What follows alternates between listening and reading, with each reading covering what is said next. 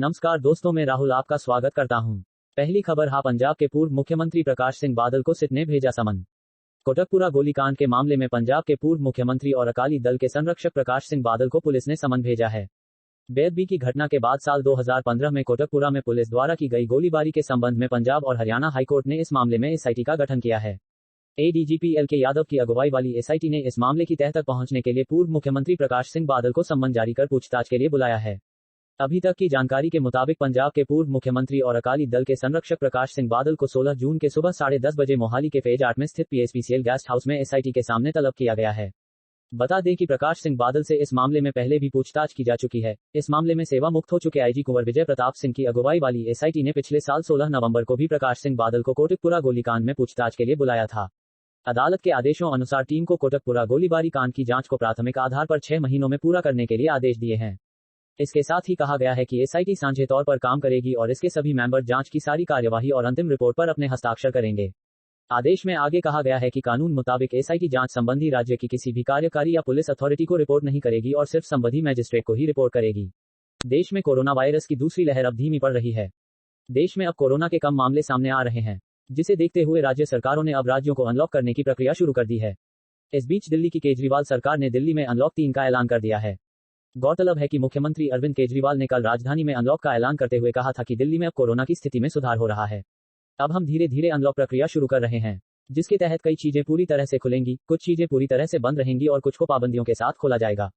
क्या खुला रहेगा? सरकारी दफ्तरों में ग्रेड के अधिकारी 100% क्षमता से काम करेंगे और बाकी कर्मचारी 50% कार्यालय में और 50% घर से काम करेंगे।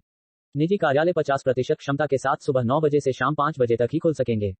सभी स्टैंड अलोन दुकानें, आवासीय परिसर की दुकानें बिना ऑड इवन नियम के पूरे दिन खुली रहेंगी। 20 जून को सुबह 10 बजे से रात 8 बजे तक बाजार परिसर, मॉल और रेस्तरां को एक सप्ताह के परीक्षण के आधार पर खोलने की अनुमति है। 50% बैठने की क्षमता वाले रेस्टोरेंट खोले जा सकते हैं। बाजार को सप्ताह में एक दिन एक जोन में 50% वेंडरों के साथ खोलने की अनुमति है। दिल्ली मेट्रो 50% क्षमता से चलेगी। दिल्ली में डीटीसी और क्लस्टर बसों का संचालन अधिकतम 50% बैठने की क्षमता के साथ किया जा सकता है। क्या बंद होगा? स्कूल, कॉलेज, शैक्षणिक, कोचिंग, प्रशिक्षण संस्थान, सभी सामाजिक, राजनीतिक, खेल, मनोरंजन, शैक्षणिक, सांस्कृतिक, त्योहार संबंधी कार्यक्रमों पर रोक रहेगी। Swimming pool, stadium, sports complex, cinema hall, theatre, multiplex, entertainment park, amusement park, water park, banquet, auditorium, assembly hall, spa, gym, yoga institute, public park, living garden. अगली खबर बड़े अफसोस वाली मशहूर मिल्खा सिंह की पत्नी निर्मल मिल्खा सिंह की कोरोना से मौत।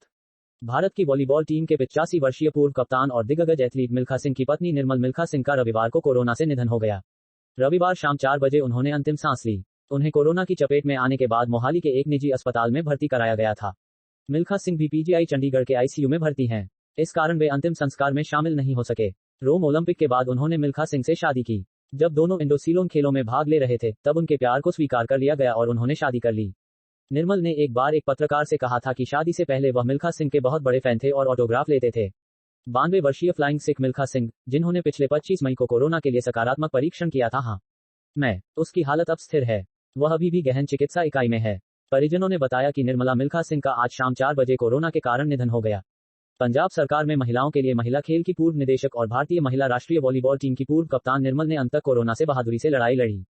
वह मिल्खा परिवार की रीढ़ थे। वह 85 वर्ष का था। यह दुर्भाग्यपूर्ण है कि फ्लाइंग सिख मिल्खा सिंह जी आज शाम अंतिम संस्कार में शामिल नहीं हो सके, क्योंकि वे अभी भी आईसीयू में हैं।